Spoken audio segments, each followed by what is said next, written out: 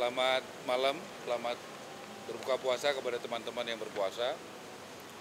Tadi saya menemani Presiden berbuka puasa, sekaligus juga mau melaporkan ada beberapa hal yang sudah kita lakukan dan yang akan kita lakukan.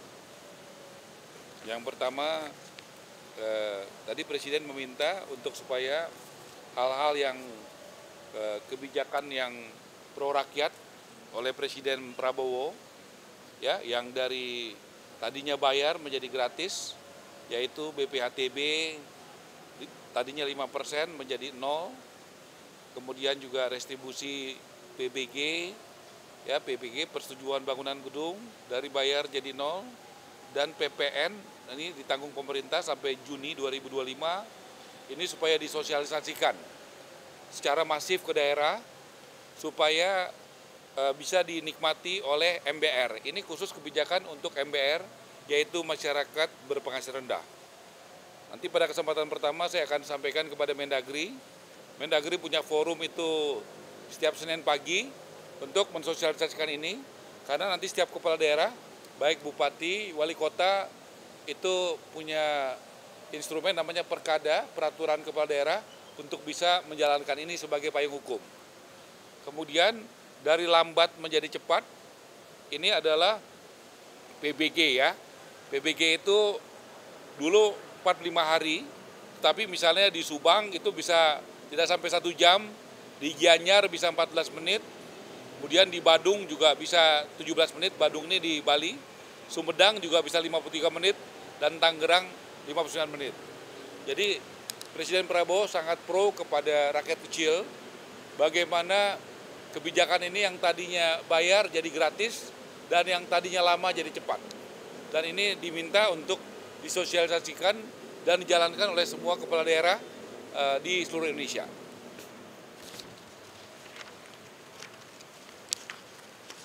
Kemudian saya laporkan progres Wisma Atlet, 3 tower itu yang Pademangan, ada 3 tower, 8, 9, 10 sudah selesai, sudah siap diserah terimakan. Nanti ada yang menghuni, ada bagi masyarakat dan juga bagi ASN, nanti yang mendistribusikannya adalah Menseknek. Ini di Wisma Atlet, karena ini adalah dulu adalah momentum yang sangat bersejarah buat bangsa kita, karena pada saat COVID itu begitu banyak dokter kita dan perawat yang berjuang, ya, yang menyelamatkan jiwa-jiwa warga Indonesia yang kena COVID. Jadi kita berusaha untuk membuatnya dengan sebaik-baiknya. Kemudian juga pembangunan tower di IKN itu yang sudah selesai 20 tower. 20 tower ini sudah selesai dan itu bisa digunakan. 20 tower sudah selesai. Kemudian ini capaian rumah subsidi FLPP. Jadi saya bisa disorot, ya. Ini datanya. Jadi yang berjalan pembangunan 9.330, ready stock 14.042, persetujuan kredit artinya dari banknya udah setuju 19.643, yang akad kredit tapi belum cair 20.603, total 63.618. Kemudian yang sudah sampai kepada masyarakat itu 69.000. Ini akad dan sudah cair. Akad Tapera khusus PNS yang sudah terbangun dan akad 1.384. Jadi totalnya 134.937. Ini bank penyalurnya, ya. Dan ini asosiasi yang membangun. Untuk tahun 2025 kita menyiapkan yang sudah ada DIPA-nya 220.000 rumah subsidi. Kemudian saya juga laporkan rumah subsidi yang kami sudah turun, banyak yang bagus, yang jalannya bagus, temboknya nggak retak, ubinnya juga rata, airnya bagus, penghijauannya bagus. Tapi kami juga menemukan yang tidak hujan banjir, yang belum setahun retak-retak dan sebagainya, Presiden memerintahkan, karena ini adalah rumah subsidi bukan berarti tidak berkualitas, harus berkualitas. Karena ada contoh yang banyak yang berkualitas. Yang tidak berkualitas ini merugikan rakyat. Jadi kami sudah minta audit ke BPK dan kami juga sudah sampaikan dalam pertemuan dengan KPK kemarin.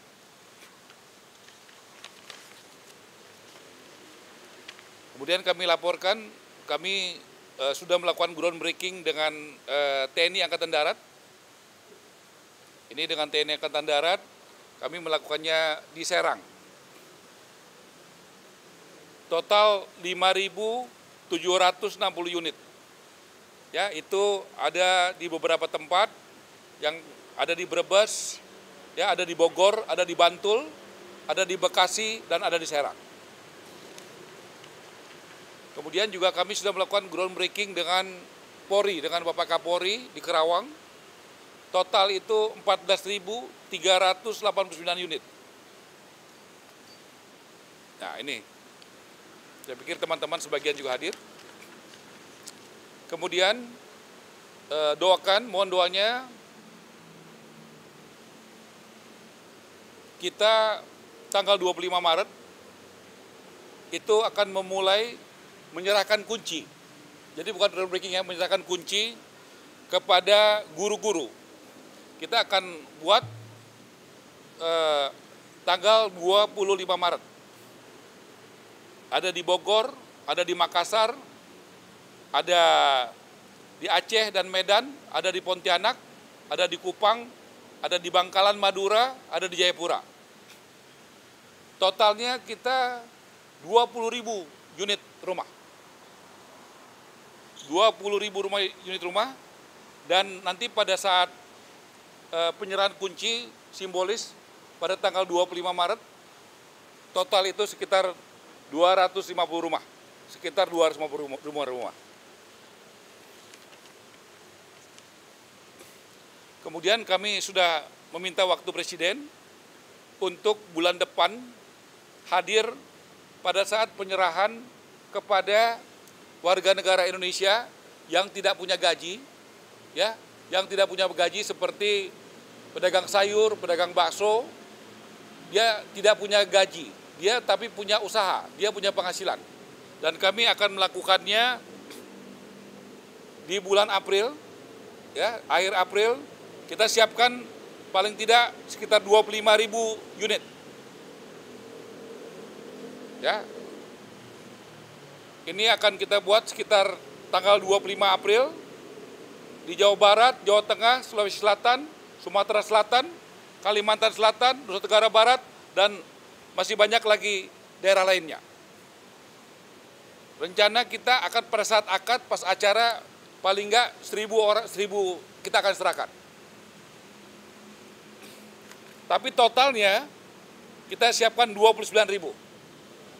Ya, secara bertahap. Tapi pada acara kita akan siapkan 1.000 unit minimal. Kami juga laporkan berkat kewibawaan Bapak Presiden, gotong royong CSR dari perusahaan swasta sudah jalan, dari Harum Energi, dari Agung Sedayu, dari Berau, kemudian akan jalan Adaro dan Astra, kemudian juga pertengahan bulan depan, bulan April, kita akan mulai merenovasi paling tidak 500 dari Buddha Suci, Yayasan Buddha Suci, dan 200 dari Kadit di Tanah Tinggi. Itu sekitar tanggal 14 April, kita akan mulai itu. Kemudian Presiden meminta untuk memanfaatkan aset negara secara maksimal, yaitu tanah BUMN, khususnya kereta api, Perumnas, dan perkebunan. Kemudian juga di Dirjen Kekayaan Negara di bawah Kementerian Keuangan.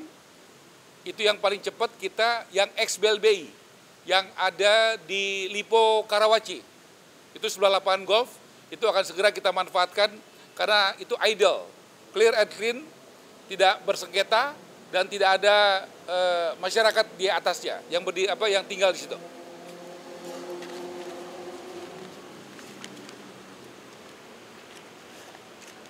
Kemudian saya juga harus laporkan sesuai Undang-Undang Cipta Kerja itu harus dibentuk Badan Percepatan Penyelenggaraan Perumahan BP3.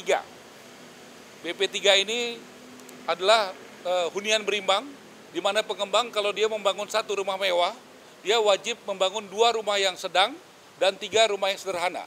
Ini untuk mengedepankan keadilan sosial. Jadi ini sangat penting bagaimana Bapak Presiden selalu dengan Pancasila dan Konstitusi ada keadilan sosial. Jadi BP3 ini akan segera kita bentuk supaya ini bisa berjalan soal keadilan. Saya rasa itu, terima kasih teman-teman. Saya rasa cukup ya.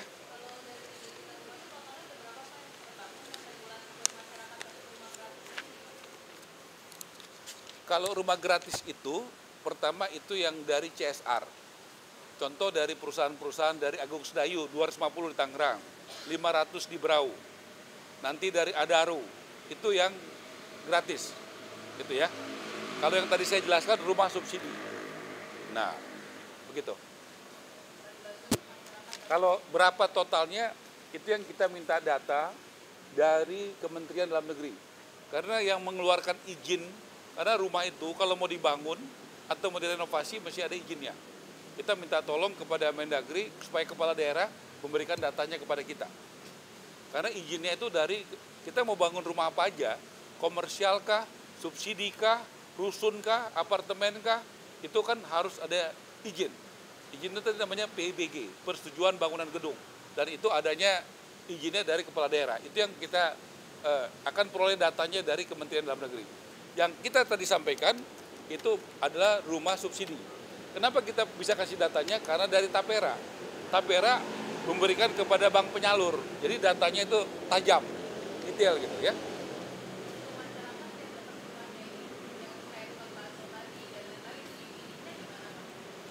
Tentu ada mekanisme bank, dia tidak punya gaji, tapi punya penghasilan.